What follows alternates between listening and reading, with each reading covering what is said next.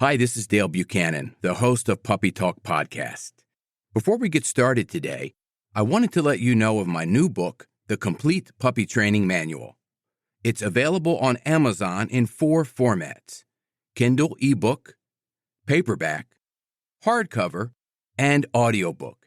You can find it on Amazon right now. It's called The Complete Puppy Training Manual, and I will put a link in the show notes of this episode. I'm Dale Buchanan, and this is Puppy Talk, the podcast that offers free advice and tips for raising a happy, healthy, and obedient puppy. For more information on this podcast, visit us online at puppytalkpodcast.com.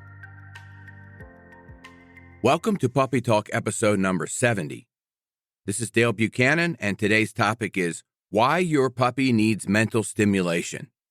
This is a great topic, and I review these principles every single session with all of my puppy training clients.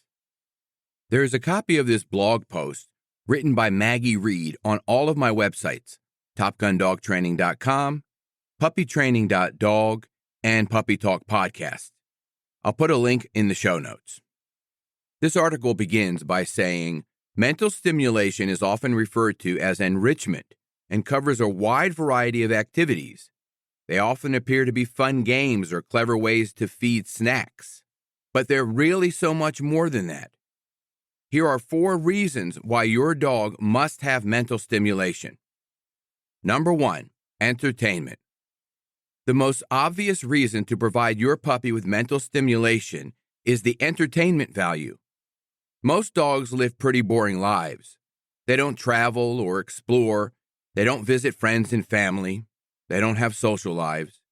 Even though we think of dogs as simple creatures, they do experience boredom just like us. Regular enrichment helps prevent boredom, and since boredom often leads to trouble, it's best to avoid it.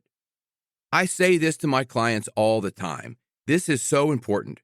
Everybody has to understand that dogs get bored very easily. I had a client of mine with a Bernedoodle. It's a Bernese Mountain Dog Poodle mix. It's a 13-week-old puppy. She said at the end of the session the other day that Maverick was going into some of the other rooms in the house, getting shoes and slippers, and starts chewing on them, but he leaves his bed to go do that. I mentioned to her that he's bored. Give him a lot of things to do on his bed, and he'll stay on his bed. That's the idea of controlling a puppy's space. If the puppy gets bored and they get up and start looking for things to chew, then that's just a signal to you as the owner that your puppy needs more to do. And they're teething, so they need a lot of things to chew on. Just remember that puppies need a lot of entertainment. Puppies are used to having jobs to do. And when they're in a domestic environment like a house, those jobs are taken away.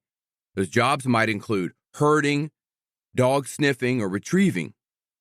When we take away the natural entertainment value of the dog's life by domesticating them into our house, we have to give them a lot of things to do. So always keep your puppy or dog entertained. Reason number 2, to improve anxiety. Unfortunately, a lot of dogs suffer from anxiety. The reason is up for debate, but it may be related to our city lifestyles, inadequate diet, bad genetics, or trauma. Regardless of the source, helping your puppy feel calm and relaxed, especially in their own home, should be a priority. I have a German Shepherd that I work with. It's a 14-week-old puppy named Katie. And I was going through some relaxation exercises at the end of the last 2 sessions with the owners and their children on how to relax Katie. She's a very high-energy German Shepherd, great dog, but she's very hyper. So what she needs is to learn these relaxation techniques so she doesn't have so much anxiety.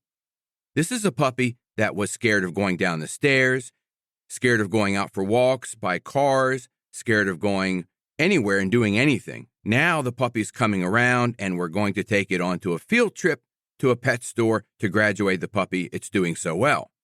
But it has to overcome that anxiety, and you have to help as the owner to calm and relax the puppy. In all of the years that I've done dog training and worked with hundreds of puppies, I've never once in my life ever got asked to make a puppy more hyper or more excited. I always get asked, how do I calm my puppy down?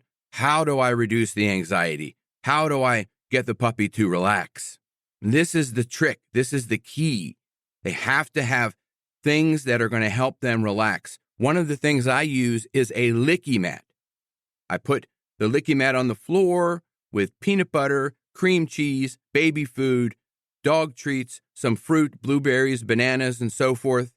The licking action helps to relax the puppy. This is scientifically proven. Every puppy that I train has a licky mat, and the owners use it every single day. Number 3, wear them out. Physical exercise is, of course, important to a dog's health, but it's not the only solution to wearing out a high-energy dog.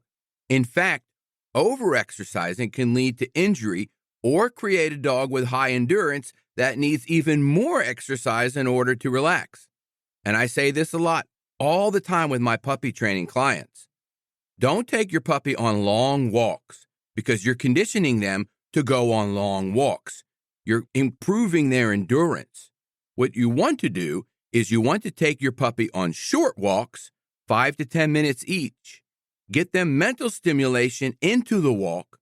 In my book, Leash Training Your Puppy, I go over this in great detail, putting mental stimulation, obedience, and discipline into the walk. Puppies that are 10, 12, 14 weeks old don't need a long walk. They don't need to walk for 2 or 3 miles. They just need to go down to the driveway of a few neighbors and come back. Many, many times a day. This should happen 5 or 6 or 8 times a day, not just once a day for a long walk, because like I said, you're conditioning your puppy to get more endurance, or you're creating a marathon runner in this puppy. And then it goes on to say in this article, mental stimulation is also gentle on the body and an ideal form of exercise for senior dogs or dogs with mobility issues. Reason number 4, to provide an outlet for natural behaviors. In order to fit in with humans and our lifestyles, dogs have had to sacrifice a lot of their natural behaviors. Activities like barking, digging, and sniffing is not only natural, but also highly enjoyable. I get this question from clients a lot. How do I stop my dog from barking? How do I stop my dog from chewing up the backyard? How do I stop my dog from wanting to sniff everything on the walk? And my answer is, you don't. These are natural behaviors of puppies and dogs. This is what they're going to do. Give them things to do so that they're enriched and that they are fulfilled, and you follow the principles in this podcast and in the article that I link in the show notes, and you'll have a happy puppy. But if you try to take away these natural instincts from them, you're going to create problems. This article goes on to say, providing an outlet for these natural urges will help prevent them from redirecting in inappropriate ways, like chewing shoes, and lets them be dogs. You have to let a dog be dog. This is very important. You have to meet your puppy's needs. And finally, in this article, it says, performing these behaviors releases dopamine and serotonin and literally helps your dog be happier. There's nothing better than a happy, vibrant puppy that can be calm and relaxed when you need to. A puppy that has anxiety, stress, boredom, and eventually develops fear and could possibly lead to aggression is not being raised properly. You have to give that puppy what it needs. The end of this article says, your puppy will thank you. It doesn't have to be expensive or time-consuming to give your puppy some enrichment and mental exercise. It can be as simple as providing a sand pit to dig, or as complicated as scent training. The benefits will far outweigh the amount of effort you have to put in. Not only will your dog have a better quality of life, but you will improve your bond and have fun with your pup. I can't tell you how important this article is. I suggest that you listen to this podcast several times. Click on the link in the show notes to read the article and use these principles and techniques for your puppy. If you have any questions, you can contact me through my website, puppytalkpodcast.com. Have a great day. This is Dale Buchanan, host of Puppy Talk Podcast. I have an announcement of a new book that I just published called Potty Training Your Puppy. It's available on Amazon in Kindle and paperback, soon to be available on audiobook. You can find out all the details of this book using the link in the show notes. It's called Potty Training Your Puppy. It's a comprehensive book with a simple and effective way to help potty train your puppy, and it really works. Check out the link in the show notes.